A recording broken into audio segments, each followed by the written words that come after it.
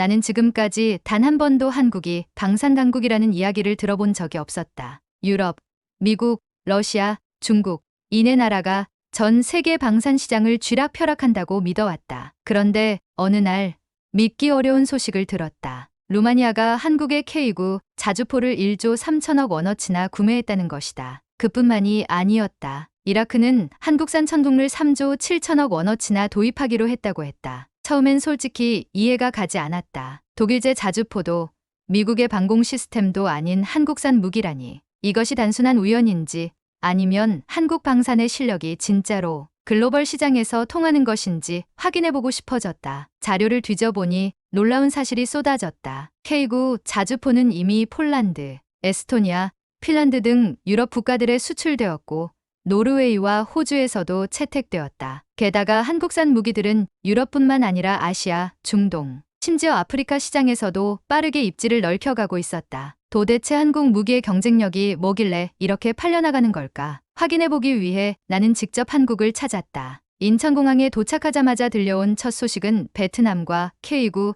자주포 수출 협상이 진행 중이라는 것이었다. 만약 계약이 성사된다면 한국의 K9이 공산주의 국가에 처음으로 수출되는 사례가 될 것이었다. 그야말로 역사적인 순간이었다. 하지만 내 머릿속엔 여전히 의문이 가득했다. 한국산 무기들은 왜 이렇게 전 세계에서 주목받고 있을까? 그 이유를 찾기 위해 한국 방산 기업들의 본사를 방문해 보기로 했다. 가장 먼저 찾은 곳은 한화에어로스페이스였다. 이곳은 한국의 대표적인 방산 기업 중 하나로 K9 자주포를 생산하고 있다. 공장 내부에 들어서자 거대한 무기들이 조립되는 광경이 펼쳐졌다. 첨단 로봇이 정확한 위치에 부품을 배치하고 엔지니어들이 한치의 오차도 없이 조립을 진행하고 있었다. 하지만 진짜 놀라운 건 따로 있었다. 나는 관계자에게 물었다. 독일제 P2000이나 미국의 팔라딘 같은 유명한 자주포도 많은데 왜 유럽 국가들이 굳이 K9를 선택하는 거죠? 그의 대답은 간단했다. 성능은 동급 이상인데 가격이 훨씬 저렴하다는 것.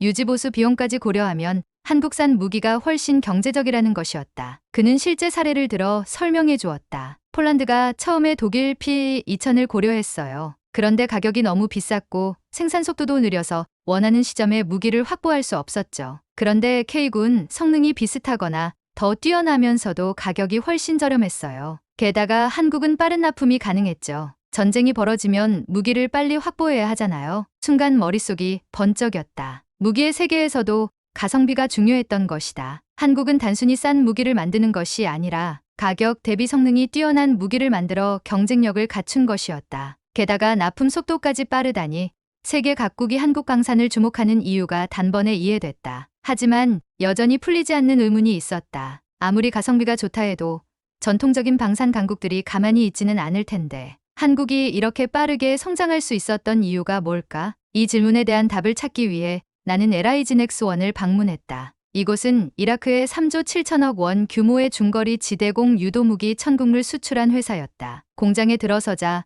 첨단 기술로 무장한 유도미사일들이 제작되고 있었다. 천국는 한국형 패트리엇이라고 불릴 만큼 성능이 뛰어난 방공 무기였다. 하지만 내 눈길을 사로잡은 건 단순한 무기 성능이 아니었다. LIG넥스원의 연구진은 단순한 무기 판매가 아니라 구매국이 무기를 운용할 수 있도록 체계적인 교육과 유지보수 서비스를 함께 제공하고 있었다. 단순히 무기만 파는 게 아니군요. 내가 말하자 관계자는 고개를 끄덕였다. 맞아요. 무기를 사도 제대로 운용하지 못하면 의미가 없잖아요. 그래서 한국 방산업체들은 단순히 하드웨어만 파는 게 아니라 소프트웨어와 유지보수까지 함께 제공합니다. 이게 우리가 경쟁국들보다 앞설 수 있는 이유 중 하나죠. 그제야 확실히 이해가 됐다. 한국은 단순한 무기 수출국이 아니었다. 무기를 도입한 국가들이 이를 최적의 상태로 운용할 수 있도록 철저하게 지원하는 전략을 취하고 있었던 것이다. 이것이야말로 한국 방산이 세계적으로 빠르게 자리 잡을 수 있었던 핵심 요인이었다. 나는 공장을 나서며 생각했다. 처음에는 한국이 방산 강국이라는 사실이 믿기지 않았다. 하지만 직접 와서 보니 한국 방산의 성공이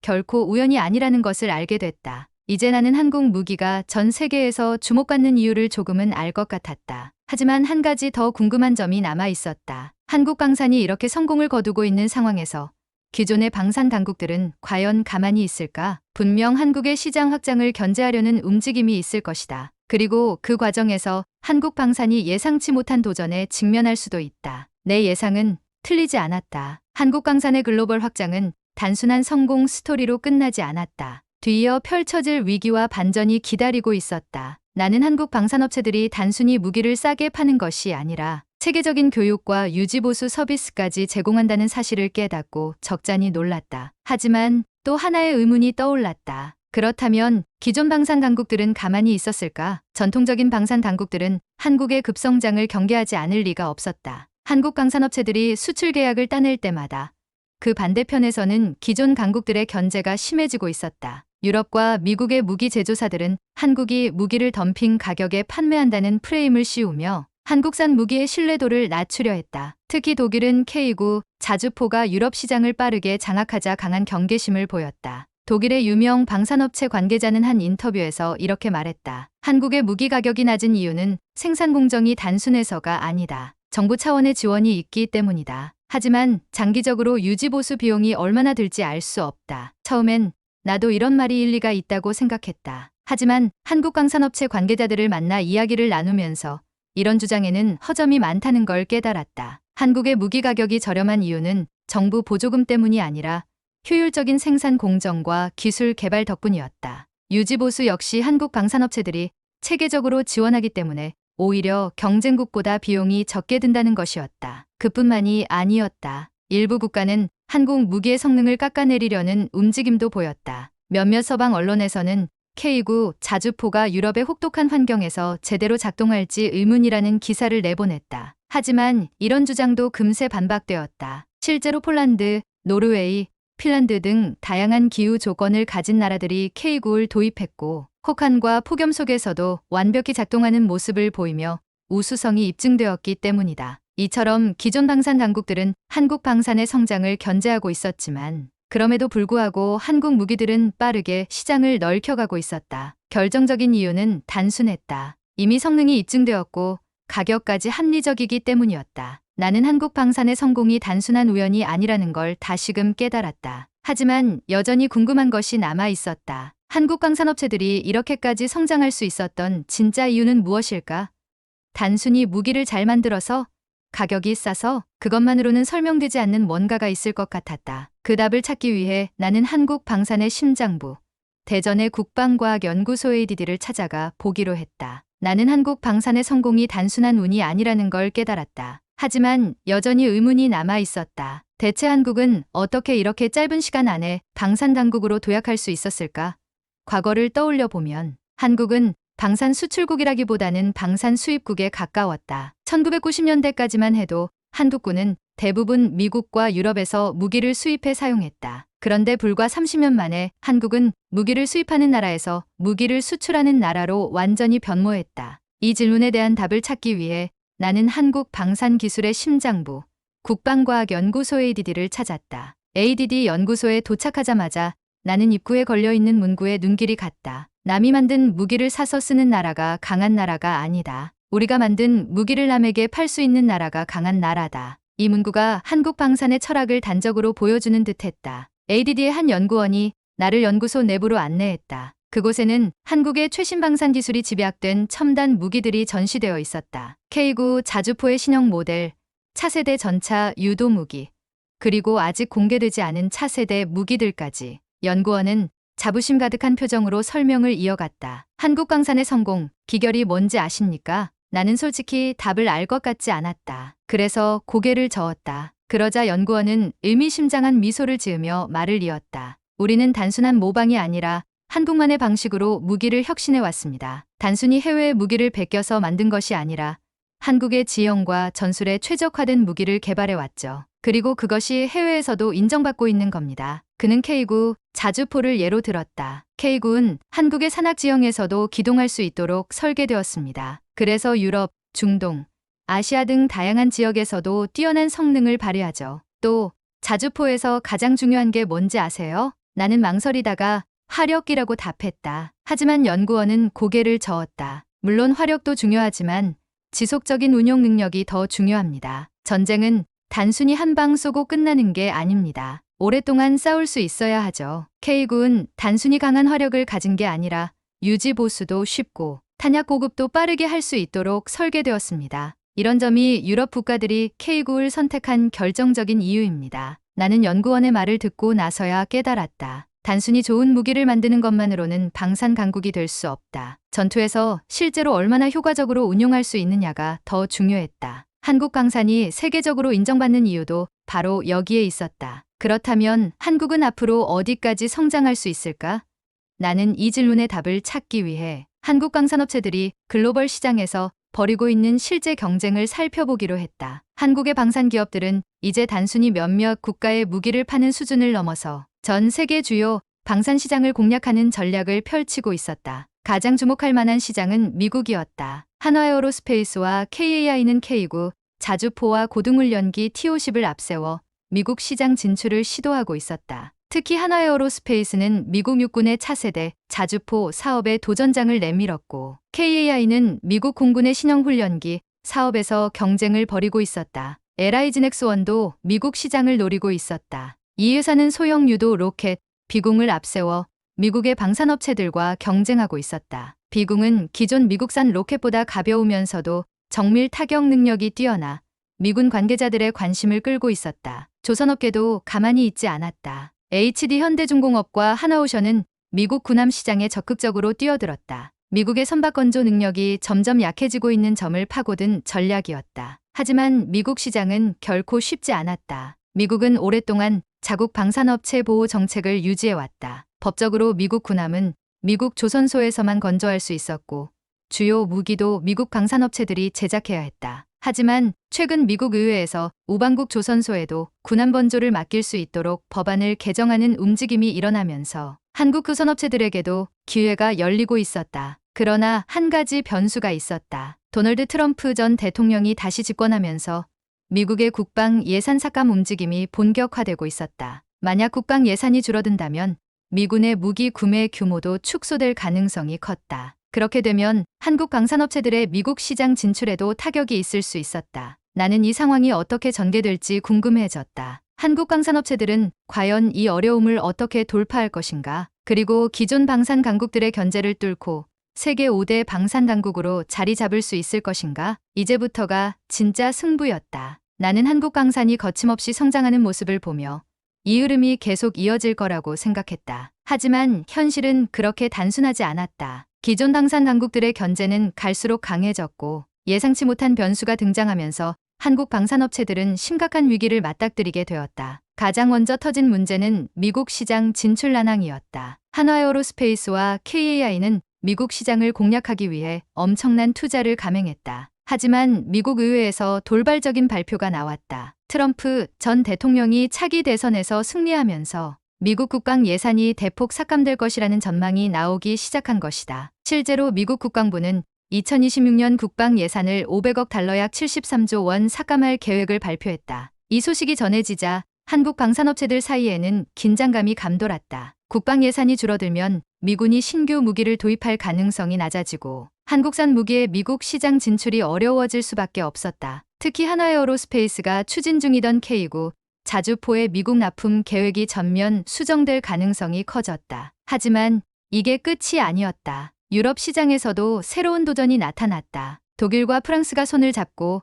유럽형 차세대 자주포 개발 프로젝트를 발표한 것이다. 이 프로젝트는 K9를 대체할 새로운 유럽산 무기를 개발하는 것이 목표였다. 그동안 한국 방산업체들은 유럽 국가들과 협력하며 시장을 넓혀왔는데 이제는 유럽이 독자적인 무기 개발을 추진하면서 한국을 견제하려는 움직임을 보이기 시작한 것이다. 이 소식이 알려지자 일부 유럽 국가들은 K9 추가 도입을 보류하기 시작했다. 기존 계약이 진행 중이었던 폴란드와 루마니아는 크게 흔들리지 않았지만 향후 추가 도입을 고려 중이던 다른 유럽 국가들은 관망하는 분위기로 돌아섰다. 한국 방산업체들은 예상치 못한 난관에 봉착했다. 미국에서는 국방 예산 삭감, 유럽에서는 자체 무기 개발 프로젝트. 과연 이 위기를 어떻게 돌파할 수 있을까? 나는 한국 방산업체들이 이 상황에 어떻게 대응하는지 직접 확인하기 위해 다시 한화에어로스페이스와 LIG넥스원을 찾았다. 한화에어로스페이스의 관계자는 나에게 단호한 목소리로 말했다. 위기는 곧 기회입니다. 한국 방산이 단순한 가격 경쟁력만으로 여기까지 온 게 아닙니다. 우리는 기술력으로 승부할 겁니다. 나는 솔직히 반신반의했다. 하지만 그가 내게 보여준 자료를 보고 생각이 완전히 바뀌었다. 한화에어로스페이스는 미국 시장 진출이 어려워지자 차세대 K아웃 개발 프로젝트에 착수하고 있었다. 기존 K9보다 더 빠르고 강력한 신형 자주포를 개발해 미국이 아니라도 세계 어느 시장에서도 경쟁력을 가질 수 있도록 준비하고 있었던 것이다. 뿐만 아니라 LIG넥스원은 차세대 방공 시스템을 개발해 중동 시장을 적극적으로 공략하고 있었다. 천궁이 이라크에 수출된 이후 사우디아라비아와 UAE도 관심을 보이면서 새로운 계약 가능성이 열리고 있었다. 그리고 결정적으로 K방산의 새로운 성장 동력이 등장했다. 그것은 바로 우주 방산 기술이었다. 한화에어로스페이스는 이미 한국형 우주 발사체 누리호 프로젝트에 참여하며 우주 군사 기술 개발을 진행하고 있었다. LIG넥스원은 극초음속 미사일과 위성 기반 감시 시스템을 연구하고 있었고 KAI는 차세대 전투 드론 개발을 추진하고 있었다. 이제 한국방산은 단순한 지상 무기 시장을 넘어 우주와 미래 전장 기술까지 확장하고 있었다. 나는 이 변화를 보면서 확신할 수 있었다. 한국 방산업체들은 위기에 흔들리는 것이 아니라 더 강해지고 있었다. 나는 한국 방산이 단순한 가격 경쟁력만으로 성장한 것이 아니라는 사실을 점점 더 깨닫고 있었다. 하지만 여전히 풀리지 않은 의문이 있었다. 유럽과 미국의 견제가 갈수록 심해지고 있는데 한국이 정말 이 모든 위기를 돌파할 수 있을까? 이 질문에 대한 답을 찾기 위해 나는 한국 방산업체들이 해외 바이어들과 어떻게 협상하는지를 직접 보기로 했다. 마침 폴란드 바르샤바에서 열리는 대규모 방산 전시회에 한국 방산업체들이 참가한다는 소식을 들었다. 나는 망설임 없이 폴란드로 향했다. 전시장에 도착하자 수십 개국에서 온 군 관계자들과 방산업체 대표들이 분주하게 움직이고 있었다. 하지만 내 시선을 사로잡은 것은 따로 있었다. 한국 방산업체들의 전시 부스에는 유독 많은 인파가 몰려 있었다. 나는 호기심에 한화에어로스페이스 부스로 향했다. 그곳에서는 차세대 K9A 자주포가 전시되고 있었다. 기존 K9보다 기동성이 대폭 향상된 이 모델은 완전 자동화된 탄약 장전 시스템을 갖추고 있어 승무원 수를 기존보다 줄이면서도 더 빠르게 사격할 수 있는 것이 특징이었다. 그 순간 한 무리의 군 관계자들이 K9A 앞에서 이야기를 나누고 있었다. 나는 몰래 그들의 대화를 엿들었다. 이 정도 성능이라면 독일제 신형 자주포보다도 낫겠는데? 맞아. 가격도 독일 제품보다 훨씬 합리적이고 납품 속도도 빠르다고 하더군. 그들의 말에서 확신이 들었다. 유럽이 자체적으로 무기를 개발한다고 해도 당장 한국 방산의 경쟁력을 따라잡기는 어려운 상황이었다. 그런데 그때 뜻밖의 장면이 펼쳐졌다. 독일 방산업체 관계자가 한국 부스에 와서 K9A를 유심히 살펴보고 있는 것이었다. 그는 관계자에게 질문을 던졌다. 이 모델의 자동장전 시스템은 어느 정도 속도로 탄약을 장전할 수 있습니까? 한국 관계자가 자신 있게 대답했다. 완전 자동화 시스템 덕분에 기존 모델보다 30% 이상 빠릅니다. 그리고 승무원 수도 기존 5명에서 3명으로 줄일 수 있습니다. 독일 관계자는 미묘한 표정을 지으며 자리를 떠났다. 그 모습을 보며 나는 깨달았다. 유럽이 자체 무기 개발을 추진한다고 해도 한국 방산의 기술적 우위를 인정하지 않을 수 없는 상황이라는 것을. 폴란드 전시회에서 또 하나 눈길을 끈 것은 LIG넥스원의 방공 시스템이었다. 이라크에 수출된 천궁의 성공적인 운용 사례가 알려지면서 사우디아라비아와 UAE 군 관계자들이 LIG넥스원 부스를 방문해 협상을 진행하고 있었다. 나는 LIG넥스원 관계자에게 물었다. 중동 국가들이 한국 방공 시스템을 선택하는 이유가 뭔가요? 그는 자신 있게 대답했다. 우선 성능이 뛰어납니다. 천궁은 기존 패트리엇 시스템보다 운영 비용이 적게 들면서도 요격률이 높은 것으로 평가받고 있습니다. 게다가 유지 보수도 간편하고 한국은 구매국들에게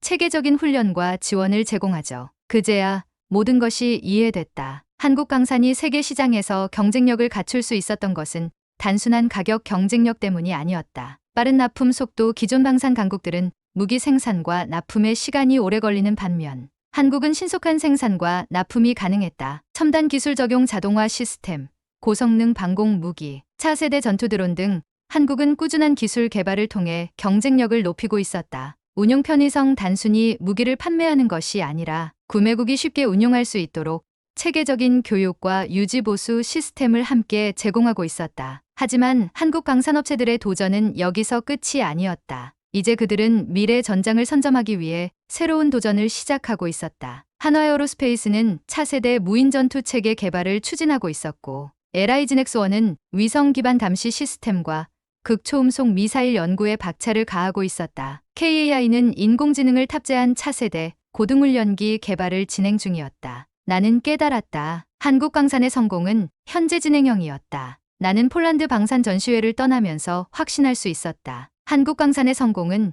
결코 우연이 아니었다. 기존 방산 당국들이 한국을 견제하고 미국 국방 예산 삭감이라는 변수가 등장했지만 한국 방산업체들은 오히려 더 빠르게 성장하고 있었다. 한국 방산이 보여준 가장 강력한 경쟁력은 단순한 가격이 아니라 지속적인 혁신과 빠른 대응력이었다. 미국 시장에서 변수가 생기자 한국 방산업체들은 즉각 차세대 무기 개발과 새로운 시장 개척에 집중했다. 한화에어로스페이스는 차세대 K9A 자주포 개발을 가속화하고 동남아와 중동 시장에서 추가 수주를 확보하고 있었다. LIGNX1은 천국을 넘어서는 차세대 방공 시스템 개발을 진행하면서 사우디아라비아, UAE와 계약을 성사시키려 하고 있었다. KAI는 무인 전투기와 AI 기반 전술 드론 개발을 시작하면서 미래 전장 시장을 선점하려 했다. 그리고 결정적인 한 가지, 한국 방산업체들은 더 이상 단순한 수출업체가 아니라 글로벌 방산 시장에서 영향력을 행사하는 게임 체인저가 되어가고 있었다. 과거에는 한국이 미국,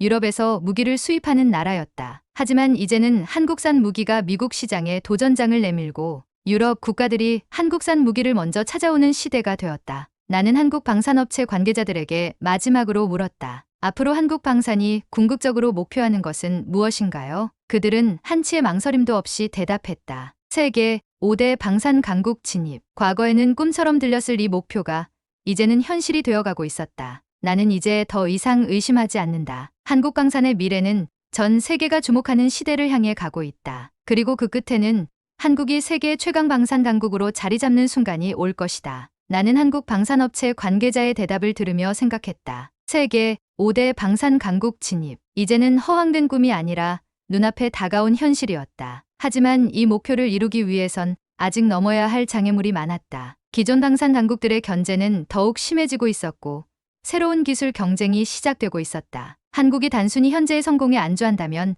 언제든 경쟁에서 밀려날 수 있었다. 그렇다면 한국 방산은 앞으로 어떻게 성장해야 할까? 나는 한국 방산업체들이 준비하는 미래 전략을 직접 확인해 보기로 했다. 1차 세대 무기 개발 AI와 우주를 향해 한국 방산업체들은 이제 4차 산업혁명 기술을 접목한 차세대 무기 개발에 집중하고 있었다. AI 기반 무기 체계 KAI는 AI가 조종하는 무인 전투기와 전술 드론 개발을 추진하고 있었다. 미래 전쟁에서는 사람이 직접 전투기를 조종하는 것이 아니라 AI가 실시간으로 판단하고 기동하는 시대가 열릴 것이기 때문이다. 우주방산기술 한화에어로스페이스는 위성을 활용한 감시 정찰 시스템과 우주에서 운용 가능한 방어, 무기 연구를 진행하고 있었다. 이미 미국과 중국은 우주전장 시대를 준비하고 있었고 한국도 여기에 발맞춰 나아가고 있었다. 극초음속 미사일 개발 LIGNX1은 현재보다 5배 빠른 극초음속 유도무기를 개발 중이었다. 기존 미사일 방어망을 뚫을 수 있는 차세대 무기 기술이었다. 이런 기술들이 상용화된다면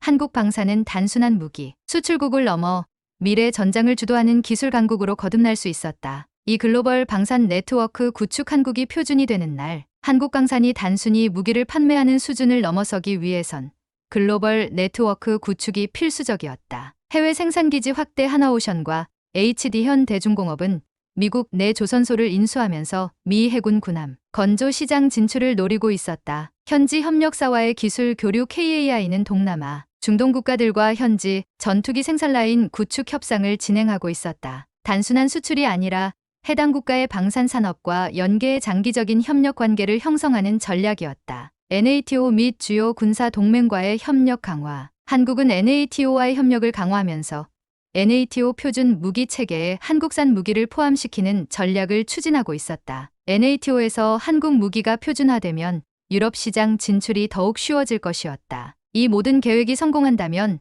한국 방산은 단순한 가성비, 좋은 대체 무기가 아니라 세계적인 표준이 될 수 있었다. 3. 지속 가능한 방산 산업 윤리적 무기 수출국으로. 마지막으로 한국 방산이 세계에서 인정받기 위해선 윤리적인 방산 정책이 중요했다. 과거 일부 국가들은 무기 수출로 이익을 내기 위해 내전 중인 국가나 인권 문제가 있는 정부에도 무기를 공급했다. 하지만 한국은 이런 방식을 따르지 않았다. 국제법을 준수한 무기 수출 한국은 유엔과 국제사회의 무기 거래 규정을 철저히 준수하며 분쟁 지역에 대한 무기 수출을 제한하고 있다. 인도적 지원과 연계 단순히 무기를 판매하는 것이 아니라 전후장 허 재건 사업과 방위 협력을 연계하는 방식을 추진하고 있다. 예를 들어 중동 지역의 방공 시스템을 수출하면서 동시에 재건 프로젝트를 지원하는 방식이다. 국방기술의 평화적 활용 한국 방산업체들은 무기 개발 과정에서 축적된 기술을 민간 산업에도 적용하고 있었다. 위성 기술, AI 기술,